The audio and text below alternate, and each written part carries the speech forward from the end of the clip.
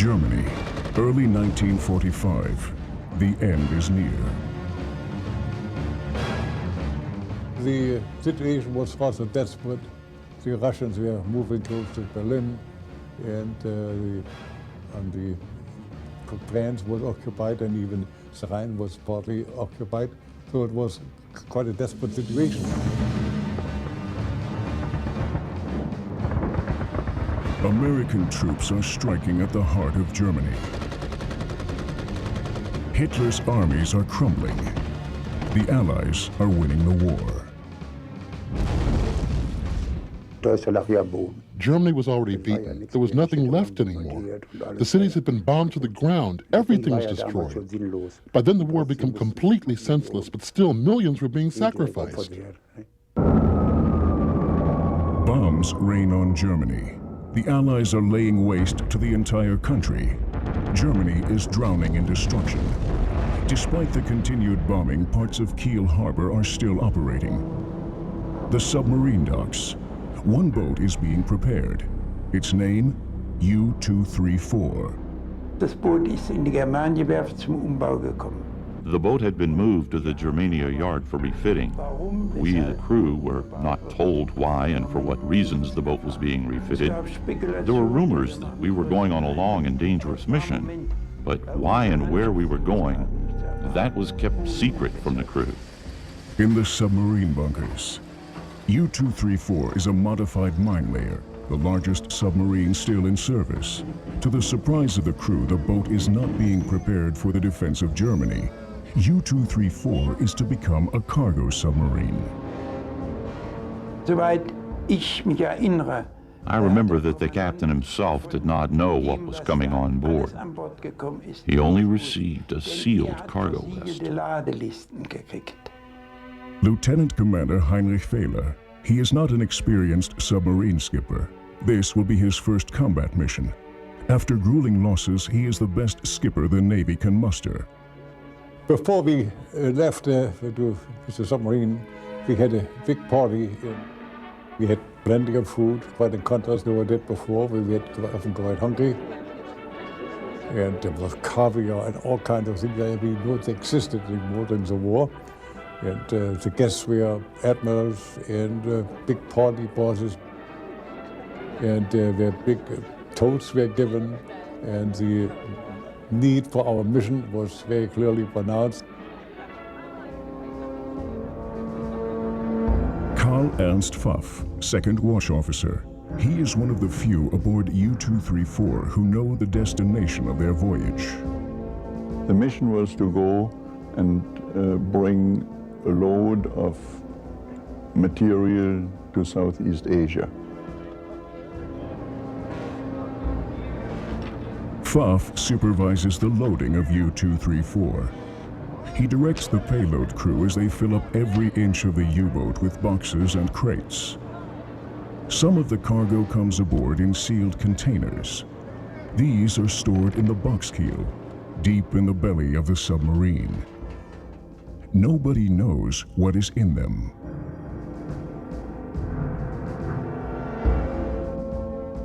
I only knew that it was so many boxes with a certain designation, and it had to be recorded, and I couldn't care less what was really in it. Pfaff completes the cargo manifest. He finds out who is supposed to receive U-234's freight: the Japanese Army.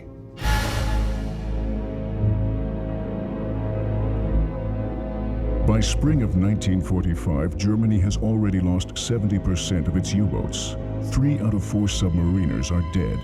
Captain Fehler knows his men's chances of survival are slim.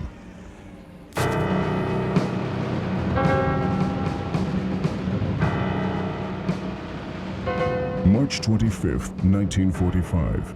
U-234 finally leaves Kiel and enters Allied-controlled waters. From now on, Fehler and his crew are at the mercy of their enemy.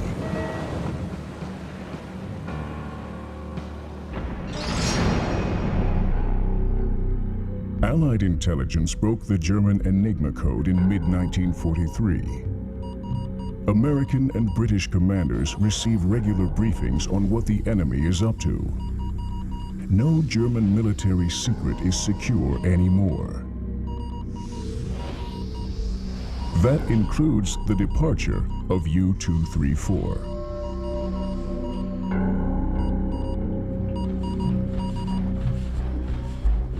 On board the submarine, it is an arduous journey. The U-boat remains submerged for days in order to avoid detection. It is cold, the air is foul, and it is more crowded than usual because the crew shares their cramped quarters with some very important passengers. Highest ranking among them, Luftwaffe General Ulrich Kessler. I was only told that my father was assigned to Tokyo as Air Force attaché. Kessler is an air defense specialist. Also on board U-234, Kessler's adjutant Erich Menzel. Im Frühjahr 1944 hatten die Japaner In the spring of 1944, the Japanese were having more and more problems defending themselves. Their war machine was conceived only with offensive measures in mind. It was useless for defense. And when Midway and Hiobima fell, the Japanese foreign minister and the war minister requested specialists from the German government to help beef up their air defense. Spezialisten nach Japan schickt, dass die Luftverteidigung angepasst wird.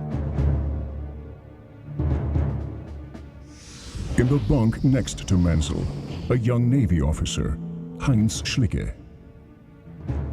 I was the scientist who worked in the High Command of the German Navy. My mission was to make contact with the Japanese. That was part of the whole mission, to help the Japanese to revitalize the submarine warfare because we had tremendous losses. The loading list of U-234.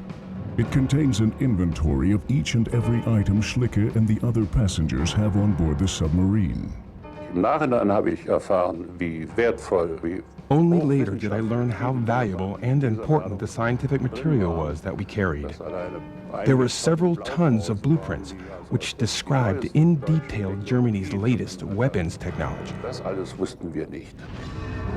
Also on board the U-234, a fully functional Me-262, the world's first operational jet fighter plane. It is dismantled and stored side by side with components for the V-2, the latest achievement in ballistic missile technology.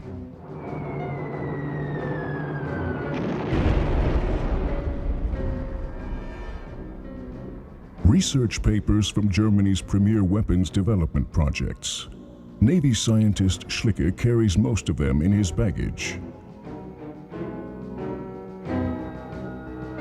I was told I had to kill myself if I got caught, and also to destroy all the scientific apparatus and papers I had on board.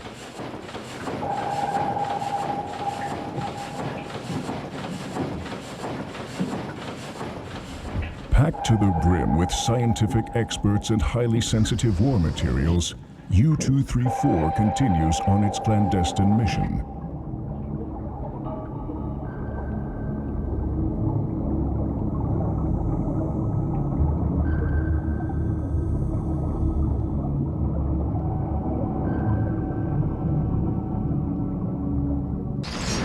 But only 2 passengers on the submarine know how critical the mission truly is. Lieutenant Commander Hideo Tomonaga and Lieutenant Genzo Shoji, high-ranking officers of Japan's Imperial Army. My father studied aeronautics, and Mr. Tomonaga studied submarine warfare. They were both on the submarine together. The German crew does not know why these Japanese officers are on board. They were always very friendly. We talked to them, and very often during conversation, the subject came up how once we had arrived in Japan, we would learn their language and meet their families.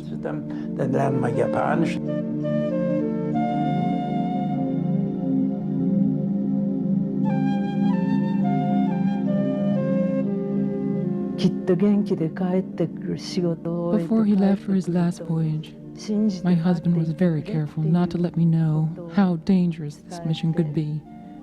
He convinced me that I should wait for him and that he would return unscathed very soon.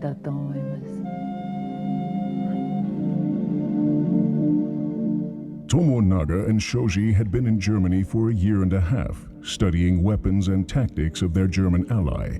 Now, the two officers are returning to Japan aboard U-234 in order to help their country in its desperate struggle for survival.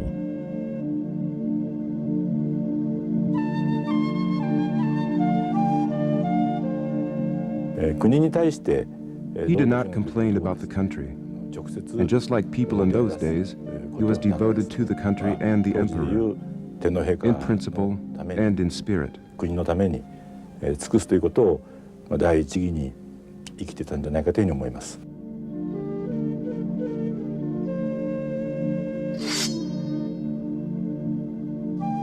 Before the departure of U-234, Tomonaga and Shoji conduct a sacred military ceremony in the tradition of the samurai.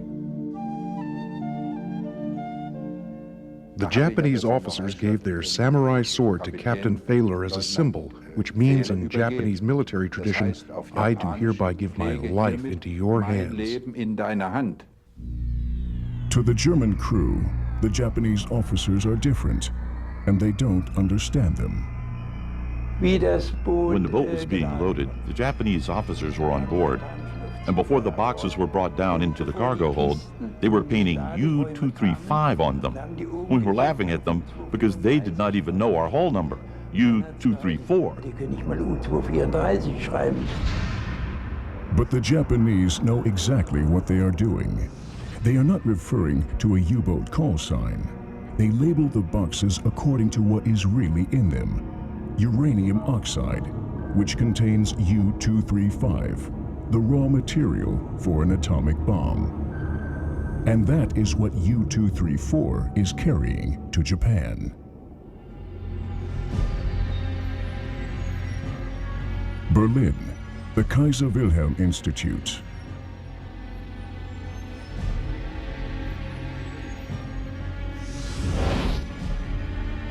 This is where it all begins. Germany is the birthplace of nuclear science. In 1938, nuclear fission was discovered by Otto Hahn. Now, with the war raging, the German military wants an atomic bomb. They ask this man to build it for them, Werner Heisenberg. When the war broke out, it was clear that Germany was working on these thoughts as well, and that my father, being one of the key people in the country, would play a key role in such a project. Heisenberg is brilliant, a physicist at the height of his career when the war breaks out. We knew that the scientists in Germany were working on it. There was, of course, Hahn, who had discovered the fission of uranium. Heisenberg knew that you could convert uranium into plutonium and decided that this is what they wanted to do, and that then the plutonium could be used as an explosive. The search for a weapon that would decide the outcome of the war is also underway in Japan. The Emperor needs a miracle to stop the American onslaught.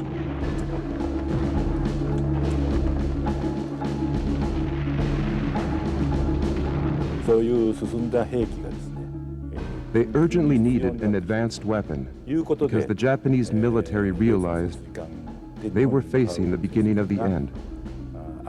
My father was told there was a German submarine that was going to Japan, and that he should come back with a written plan for a new weapon.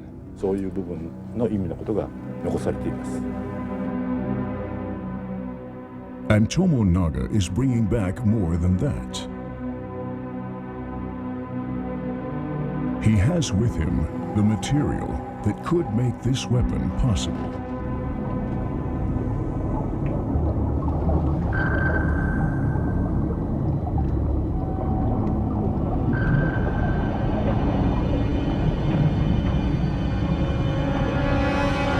Japan, Empire of the Rising Sun.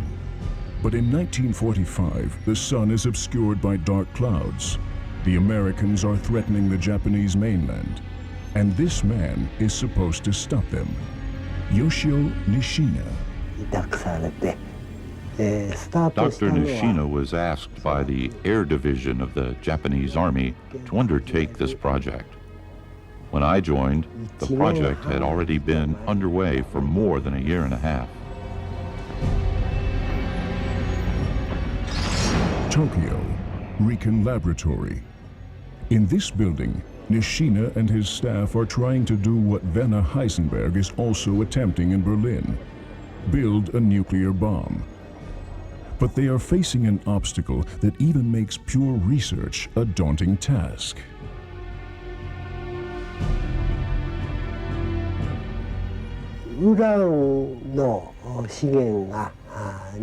We did not have enough uranium in Japan. Dr. Nishina telegraphed the Japanese embassy in Germany and made an inquiry. He wanted to arrange a shipment of uranium to Japan. We knew the Germans had it.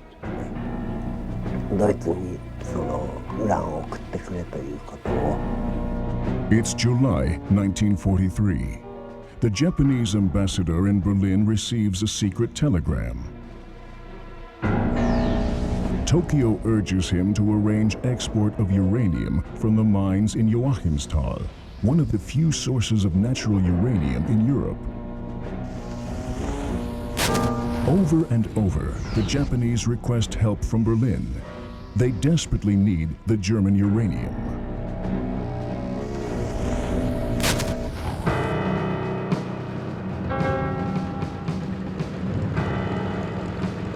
The Japanese ambassador, Hiroshi Oshima, personally pleads with the German government.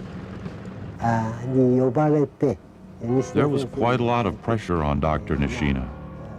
I remembered being called into his office, where he instructed me to hurry up with the program. The flurry of urgent telegrams continues. Finally, the Japanese ambassador secures a high-level meeting with Hitler himself. The dictator agrees. Japan should receive German help. Hitler orders that the Japanese be afforded any assistance regarding all weapons and devices which could be used to the advantage in the common cause.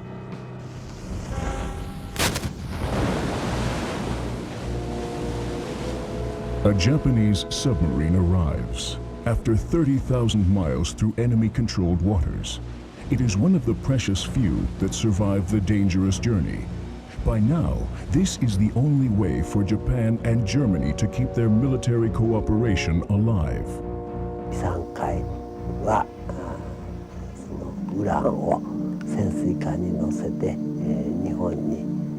There were 2 or 3 submarines coming from Germany loaded with uranium, but they never arrived. These were Japanese submarines. I heard they sunk at sea, close to Malaysia.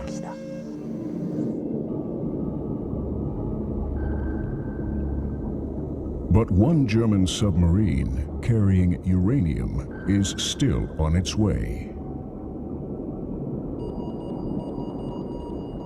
As U-234 makes its way across the Atlantic, the Allies assemble more and more information on the mission with the help of the most recent ultra-intercepts. They start piecing together how important the submarine is. The Allies don't know much about the cargo, but realize the value of the passengers aboard U-234, and that they need to be stopped.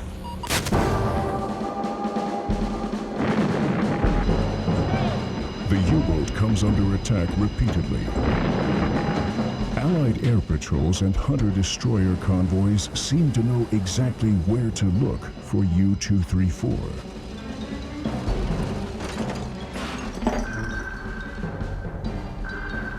Ich glaube, wir waren 200 Meter tief.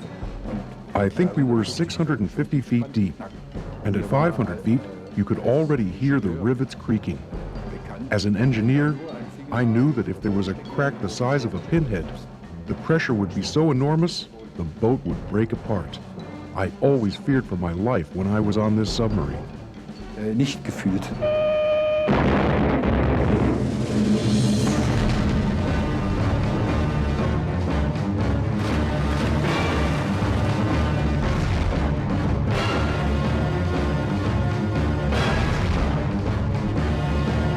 We had sometimes 200 depth charges per hour, and then the lights went out, and water broke in, they had to be fixed, and we had to be very quiet, no talking, no movement,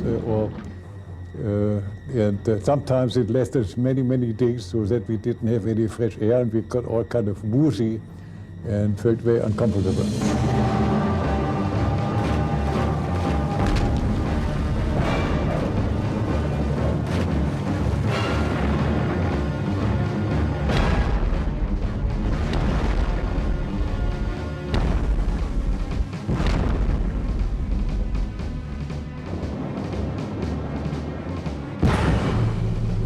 You are afraid. You are in this machine and you can't see a thing. You can only hear. You cannot defend yourself. You have to imagine. It is similar to sitting inside a barrel of gasoline and somebody is hitting it with a sledgehammer from the outside.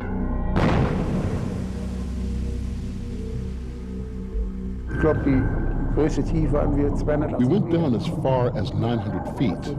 The submarine was not constructed for this, but we had no other choice. We needed to go down that deep. The Allies had no idea. They thought the boat was warranted for no more than 300 or 350 feet. And that is how they configured the depth charges. They were able to tell these things when to detonate. And because we were so deep, the bombs exploded well above our submarine. Sind die was über uns detoniert.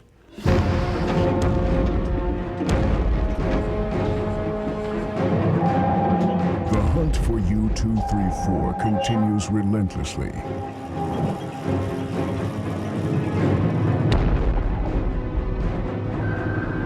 In order to escape, the submarine descends deeper and deeper.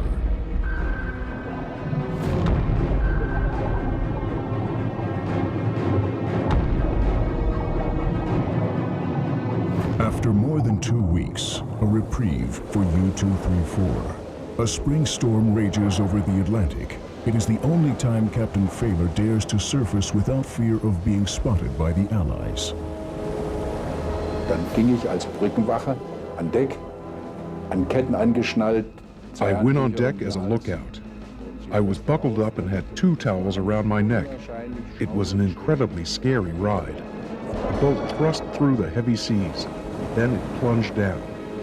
We could hardly breathe, and then to the top of the waves again for 2 hours. That's how long our shift was. For a moment, in the midst of the elements, the war seems so far away.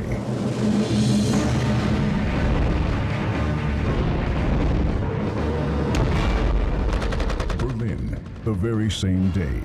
An orgy of death and destruction rings in the final hours of Hitler's Germany.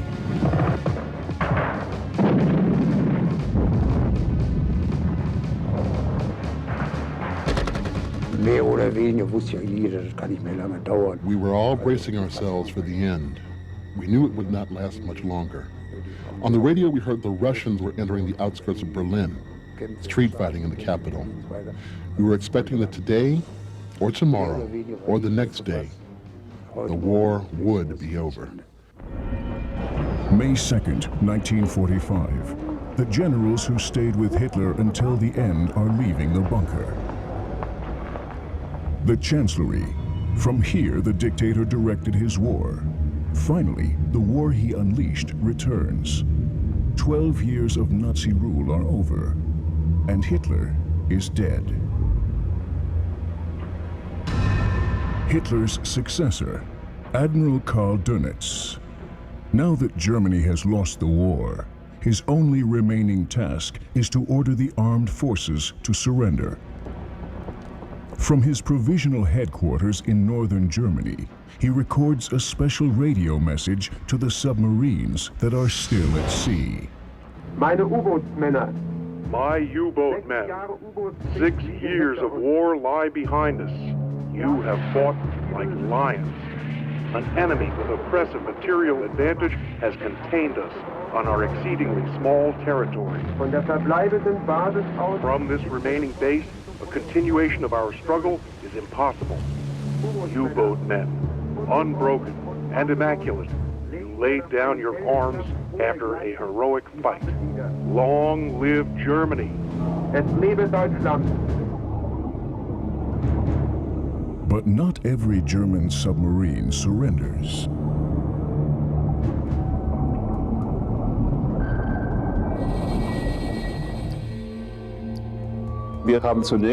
First, we decoded the official radio message. The war was over. Then we tuned into foreign radio stations. I listened to the broadcasts in English in order to find out, is this really the truth? It is.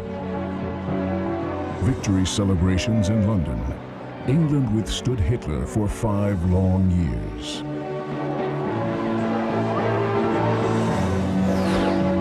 The same joyous affair in Paris. The people of Europe are free from war.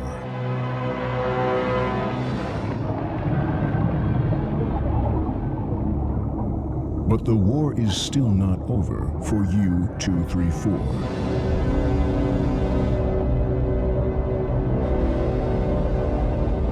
The submarine is still slowly making its way across the Atlantic. The atmosphere on board is tense.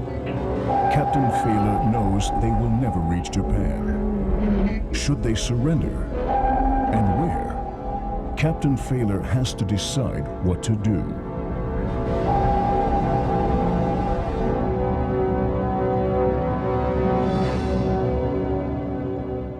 Fehler got all the officers together and told us that the war had ended and Germany had capitulated, and we had an order from the High Command of the German Navy to report our position as a submarine, of course, surface, and bring up the periscope to full length and put a black flag on it, and report our position to Allied forces for surrendering.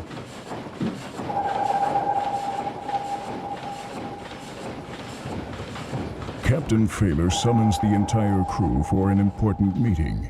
He wants to hear what his men have to say.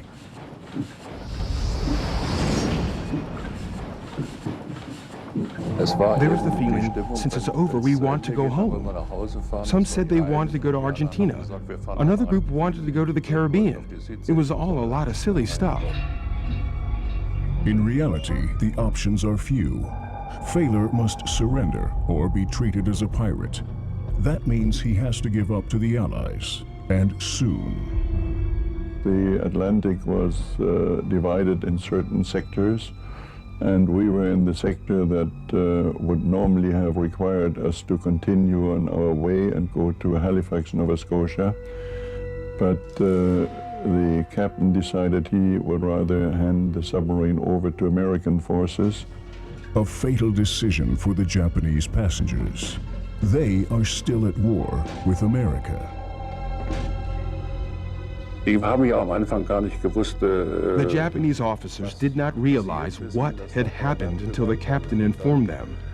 They were put under arrest in their bunks because there was a concern that Captain Tominaga, an excellent submarine officer, would have been very capable of sinking the ship and its crew.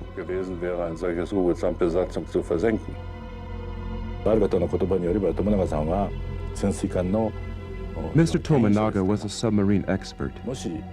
He could have sunk the submarine for good if everybody had been ready to sacrifice their lives with the boat. For the Germans, the war was over by then. But for the Japanese, the war was still going on. Both Mr. Tominaga and my father must have believed that they should not sacrifice other people's lives. And that's why they chose death by themselves. 思ったんじゃないかと思いますが、ですから2人で死を選んだんだというふうに思います。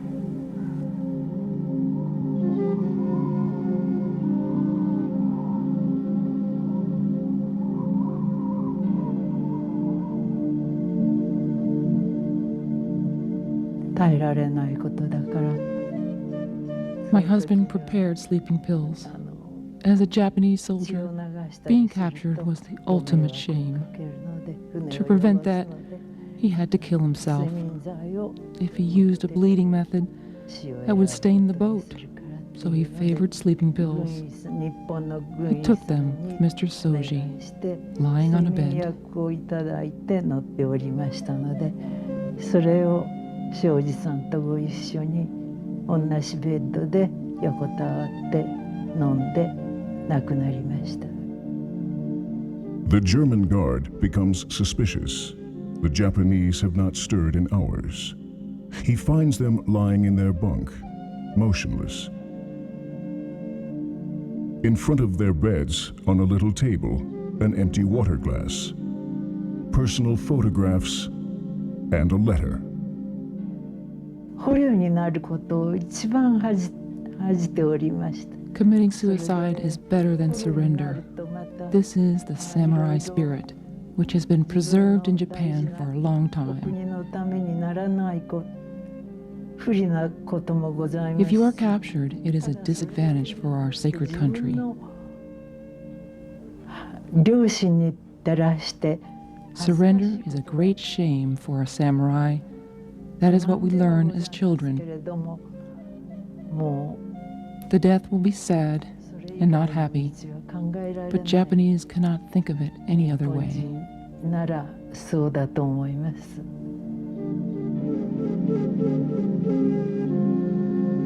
The suicide note. Last words of the dying men. Tomonaga and Shoji have only one request. Please let us die in peace and bury our bodies at sea.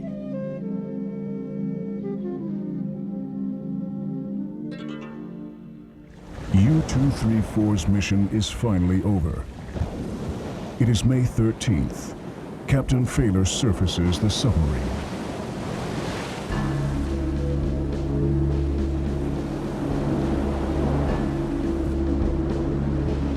Allied destroyers pick up a faint radio transmission. A German submarine broadcasts its position. U-234 is ready to surrender. Then the race began among the competitors, America and Canada. Everybody wanted the big prize, and the question was, who would be the first to reach us?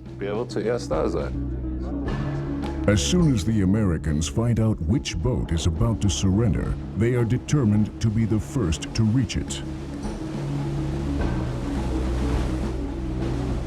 The captain indicated that this was a very valuable prize, that there was all sorts of things very important to the war effort for us as well as for the Japanese, that the technology was superior. The German had the technology.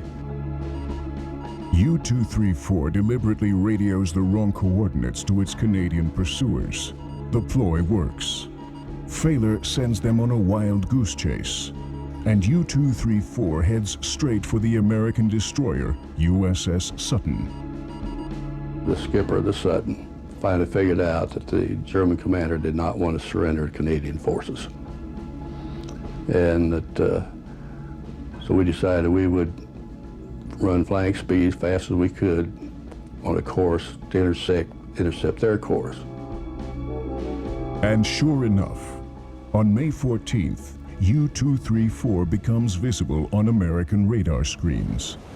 The U-boat is running 8 knots in a southwesterly direction with no intention to escape again.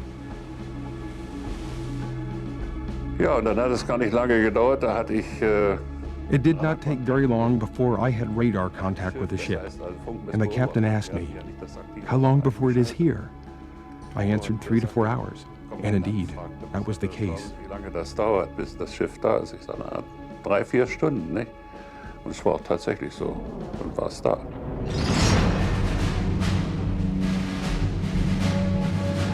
"500 miles off Newfoundland, the USS Sutton pulls alongside U-234. Well, it was magnificent. It was a superb machine. It was just superb. And then we found out it was bigger than we were.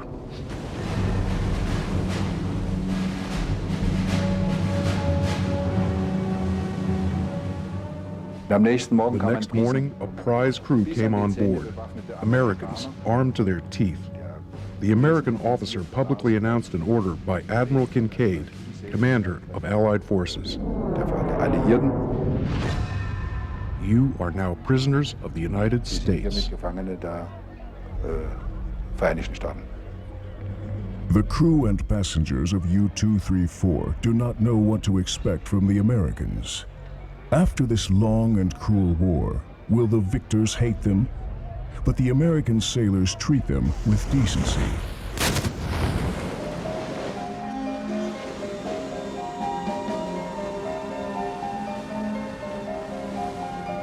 "10 a.m., May 19th, 1945, Portsmouth, New Hampshire. The last German submarine pulls into an American port. This was the greatest moment. Solid ground under our feet. We said to ourselves, there is one good thing. We escaped with our lives. Maybe not without damage to our soul, but at least without damage to our lives. The last roll call of U-234. The crew on deck. What will happen to them now? What of their families back home in Germany? Is there a future? We realized that these were kids, like we were kids.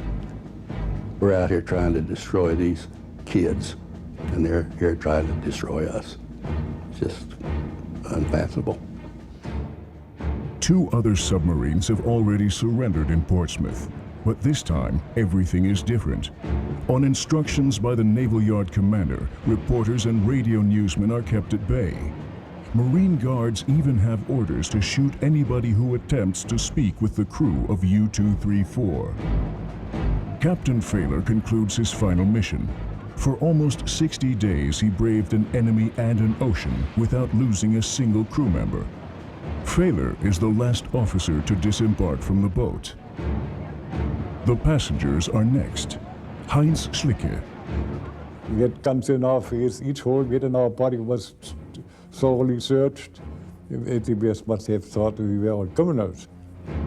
For the reporters, this man seems to be the biggest catch.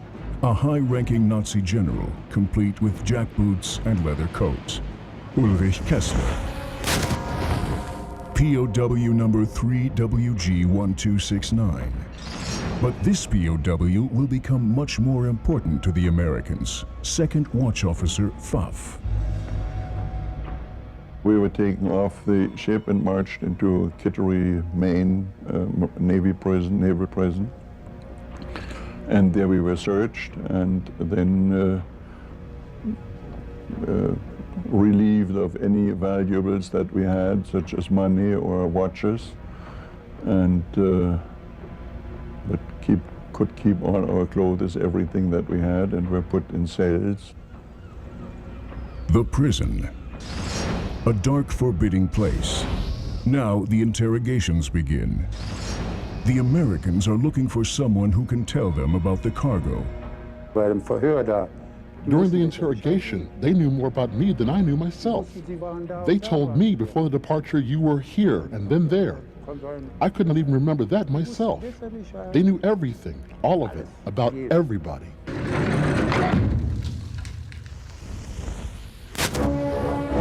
While the interrogations are underway, the Americans begin to unload the submarine.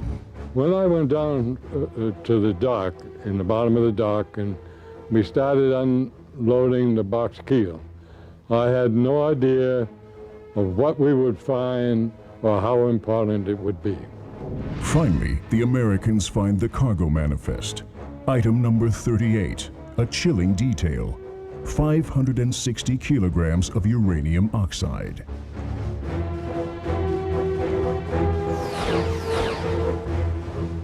Uranium aboard a captured German submarine. The news spreads like wildfire among U.S. government intelligence agencies. Suddenly, more and more people are interested in U-234. Now, questions are raised that only POW number IG557NA can answer. Karl Ernst Pfaff. During his interrogation, Pfaff reveals he was responsible for storing the uranium aboard U-234. The Americans order the containers to be opened. The first question was, we don't believe you, we think this is a dynamite load, that if we open it, that we get blown up. And I said, gentlemen, I tell you one thing, when we left Germany and when this was loaded, we had no idea that we would fall into your hands or these tubes. And we were thinking that we would open them ourselves in Japan or Southeast Asia somewhere, and we had no intentions of blowing ourselves to hell.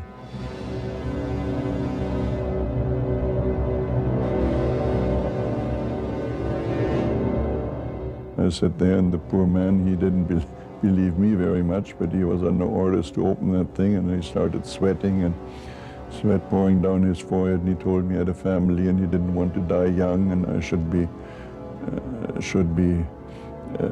thinking of that and not let him die. And I said, no, you just open it.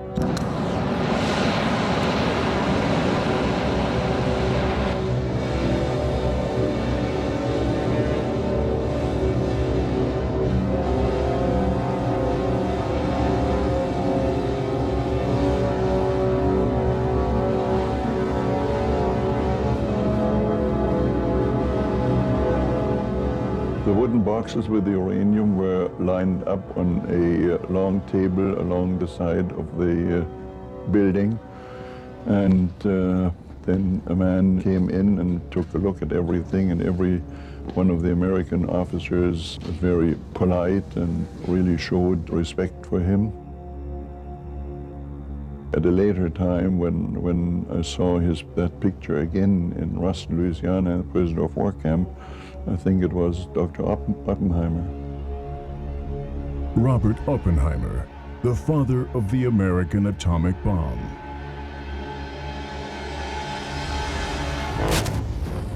A secret military installation in the desert of New Mexico. This is where thousands of Americans are frantically working to build the ultimate weapon of war, the one that shall end all war.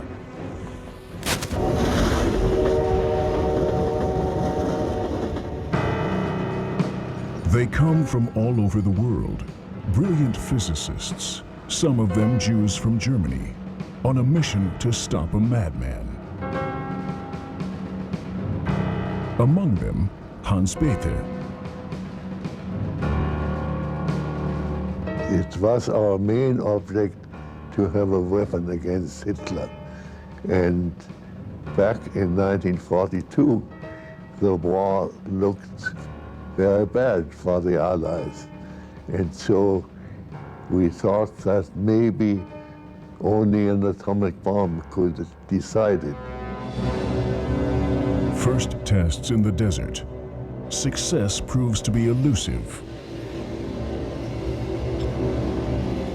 The question was, what did they have to do to produce the bomb? What raw materials did they need, and how much of it did they need?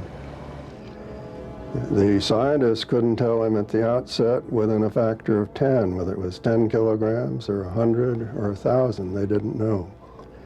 And this was of a substance that had never been produced in quantity before anyway, except for in laboratory quantities. What is the critical mass? The question cannot be answered. Not in Berlin, not in Tokyo, and not in the desert of New Mexico. Not yet. We had no idea how long the war might last, and so we wanted the maximum amount of uranium. And this is the man who is going to deliver the very things the scientists need. Major John Lansdale. I was the chief security officer for the Manhattan Project. My task was to prevent information from slipping into the hands of the enemy. Lansdale's mission changes as American troops liberate town after town in Europe. He directs the classified Alsos expedition. Lansdale and his men comb the continent for every ounce of uranium the Germans leave behind after their retreat. I was interested in getting as much uranium as I could.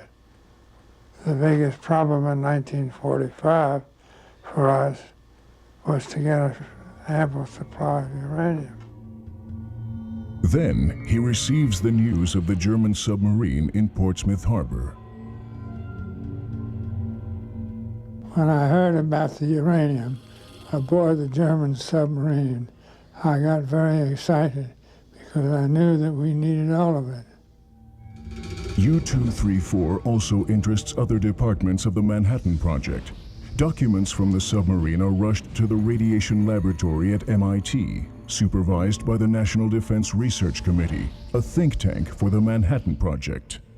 I made arrangements for my staff to retrieve and test the material.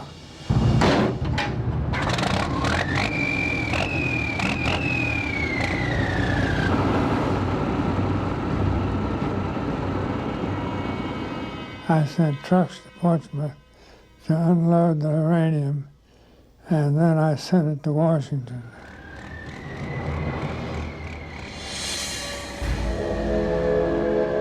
After the uranium was inspected in Washington, it was sent to Oak Ridge.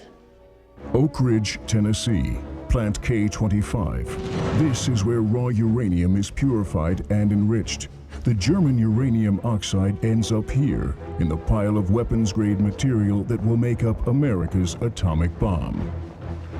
If you have 560 kilograms of uranium, it would have taken approximately a week in 1945 to separate this into weapons uranium. U-234 arrived in America in mid-May. Would the Americans have used the German uranium in their atomic bomb? We wouldn't care where the uranium came from. We wanted all that we could get. At the end of July, the last shipment of weapons-grade uranium leaves Oak Ridge for Los Alamos, more than 8 weeks after the German uranium is seized. How crucial was this material really for the American bomb? How much weapons-grade material would the German uranium yield?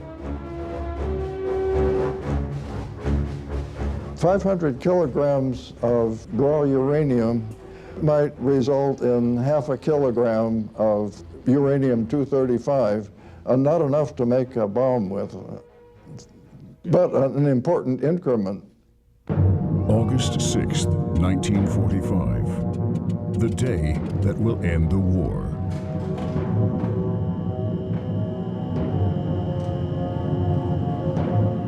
Any knowledgeable person that realized that the submarine had delivered 500 kilograms of raw uranium would feel that it should be utilized. The crew of the Enola Gay receive their orders. The target is Hiroshima. It is ironic that the German uranium intended for the Japanese was ultimately delivered by the Americans.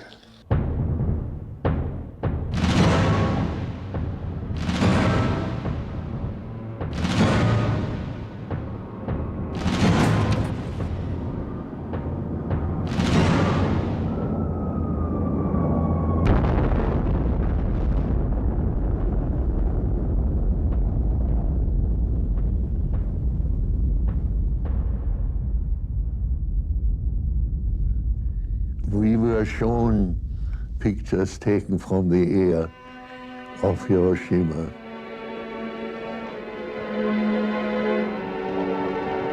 They were absolutely staggering. We had calculated the likely effect of the atomic bomb, but what we saw was much, much worse. And of course, we could imagine the suffering of the people.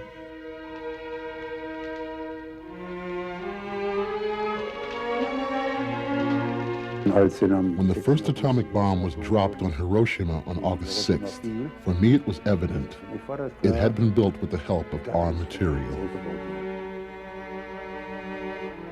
The terrible irony of history. German uranium did not help defend Japan. It contributed to its destruction.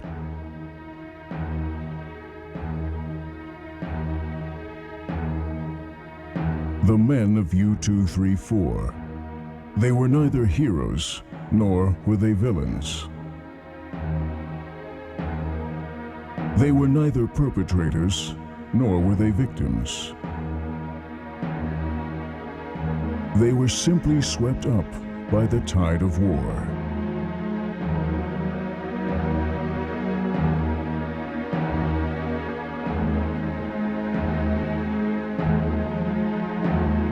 A captain and his young crew.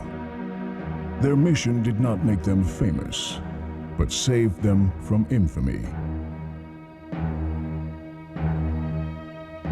They were sent to Japan to help continue a senseless war, but their mission was diverted by history, redirected by destiny.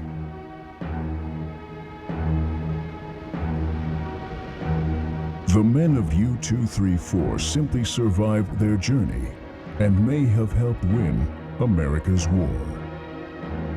The submarine was a godsend because it came at the right time and the right place.